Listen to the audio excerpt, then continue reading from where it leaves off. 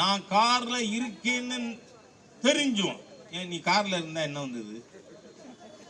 எவ்வளவு திமிரு, கொழுப்பு, அத்துமீறல்! இதுதான் அடங்க மறு அத்துமீறா? இதை கேட்டோம்னா அதுவும் ஒரு பிரச்சனையா? திமுக அரசை கண்டித்து பாஜக நடத்திய ஆர்ப்பாட்டத்தில் பேசிய பாஜக மூத்த தலைவர் ஹெச் ராஜா விசிக தலைவர் திருமாவளவனை விமர்சனம் செய்துள்ளார். திருமாவளவன் ஒருத்தர், அவரு ரோட்டுல போறாரு. அந்த டூ வீலர்ல திருமாவளவன் கார் இடிச்சது கொண்டதெல்லாம் காட்டினானா பாத்தீங்களா? எனக்கு தெரியாது. பாலிமர் தொலைக்காட்சி ராஜாவா நடத்தினேன் இல்ல. அப்போ அந்த ஆள் சொல்றாரு, நான் கார்ல இருக்கேன்னு தெரிஞ்சும் ஏன் நீ கார்ல இருந்தா என்ன வந்தது? எவ்வளவு திமிரு, கொழுப்பு, அத்துமீறல்! இதுதான் அடங்க மறு அத்துமீறா? இதை கேட்டோம்னா அதுவும் ஒரு பிரச்சனையா? ஏன்னா ஒரு ஆள் அவருடைய கட்சி தொண்டர்களுக்கு என்ன சொல்லி கொடுக்கிறாரு? அடங்கமறு, அத்துமீறு. இப்ப இந்த ஊடக நண்பர்கள்லாம் இருக்காங்க, இந்த அத்துமீறுனா என்ன அர்த்தம்?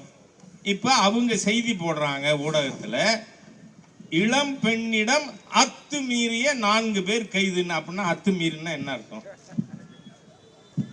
அத்தனை பேரும் விடுதலை சிறுத்தை கட்சின்னு சொன்னா அப்படி கட்சி. ஏன்னா ஸ்டாலினோட கூட்டாளி வேற எப்படி இருப்பாரு?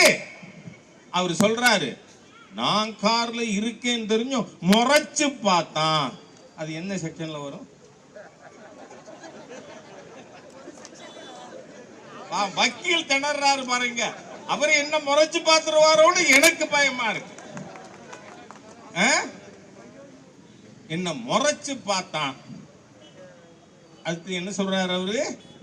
எவ்வளவு பெரிய தீய சக்தி இந்த சரக்கு மிடுக்கு பேச்சுக்கு சொந்தக்கார் திருமாவளவனை போல மிகப்பெரிய சமூக விரோத தீய சக்தி இருக்க முடியாதுங்கிறதுக்கு சொல்றாரு. அதனால 4 தட்டு தட்டினேன். அது எந்த செக்ஷன்ல அனுமதி கொடுத்திருக்காங்க உனக்கு?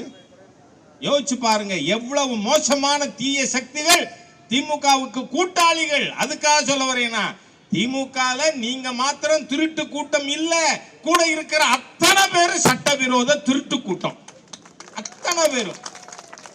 இது ஹெச் ராஜா சொன்னா அரசியல் காரணத்துக்காக.